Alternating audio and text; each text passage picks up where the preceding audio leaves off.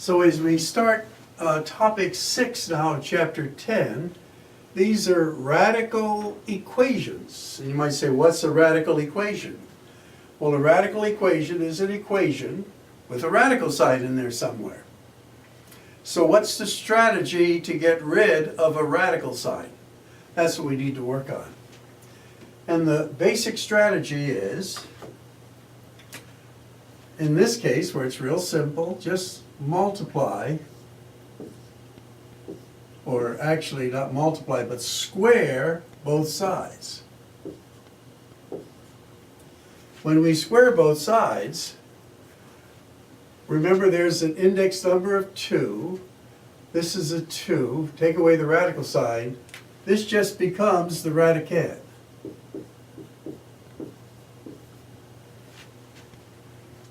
So if we square both sides, the item that's under the radical sign, raising it to that index number power, takes away the radical sign, and you just end up with the radicand.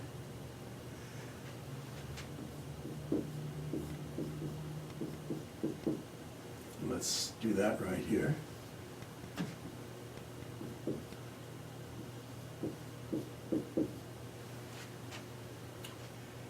And number 2, and again, as part of this procedure, you want to isolate the radical.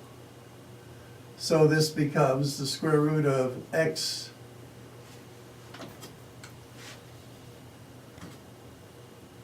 minus x.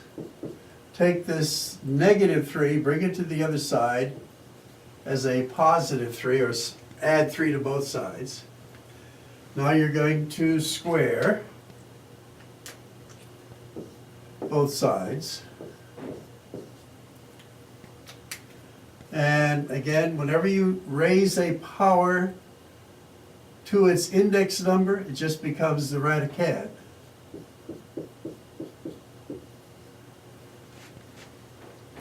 And you isolate the x. Subtract 4 from both sides, or transpose. And then just divide by negative 1. X equals negative 5.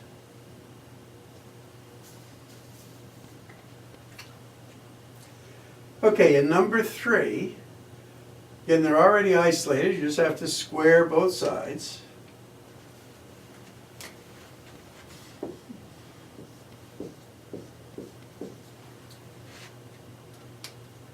This becomes the radicand.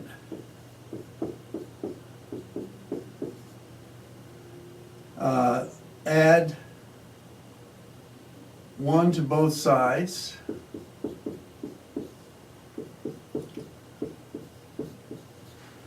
And there we have it. Okay, so in the beginning, this is sort of easy. To get rid of the radical sign, you isolate it, and then whatever index number is there, you multiply it by that, or square it, and then you end up with the radicand, and the rest is a regular equation.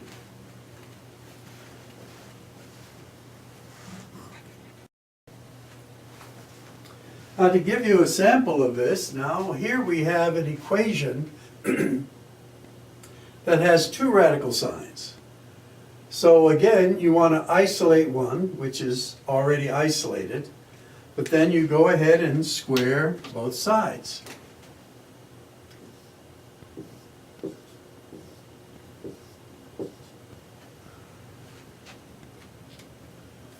So the nice thing about it is when you are raising something to its index number power, it just becomes the radicand.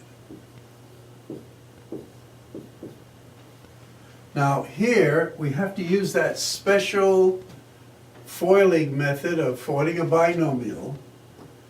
Square this term, and that becomes 49. Multiply these 2 terms together and double it. Well, that's a negative 14 the square root of y. And then square this last term. This becomes a positive y. So using that special technique of squaring a binomial with a radical, very useful. Square the first term, multiply these two, double it, and square the last term.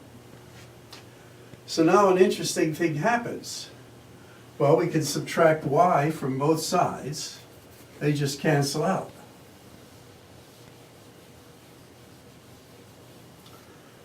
And we want our terms to be positive, so I'm going to move this over to this side as a, well, even before that, I see everything is divisible by 7.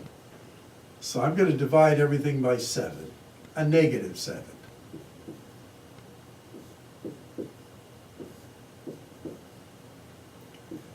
So this becomes a positive 1. This becomes a negative 7. And this becomes a positive 2, the square root of y. Okay. A little easier to work with. Now I'm going to bring this 7 over to this side. That's going to become a positive 7, so this is going to become an 8. And I can still divide everything by 2. Makes it a little easier. And now I'm going to square both sides to get rid of the radical sign.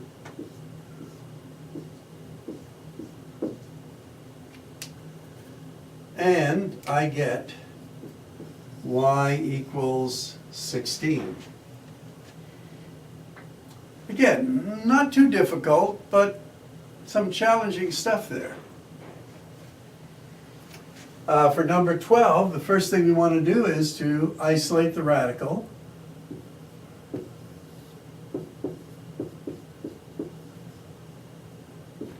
Now when I bring this over to the other side, it becomes a positive 4, and this becomes a 1. Now what I'm going to do is, again, I want to get rid of the radical sign. So my index number is 3. So I'm going to raise this to the 3rd power, both sides. So now this just becomes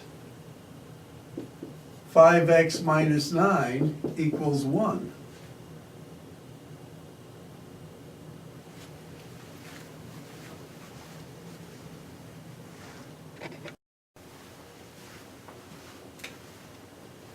Now I transpose the negative 9.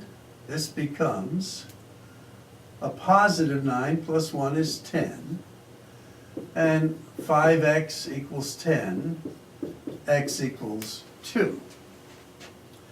Now notice if you put that 2 back in there, this becomes 5 times 2 is 10. 10 minus 9 is 1. And the cube root of 1 minus 9, well, minus 4 equals a negative 3. And the cube root of 1 is 1. 1 minus 4 is a negative 3. So this answer checks. Okay, there are others, but again, we're trying to give you some shortcuts, some methodology to be able to solve these. This is the basic principle, and we want to wind this up.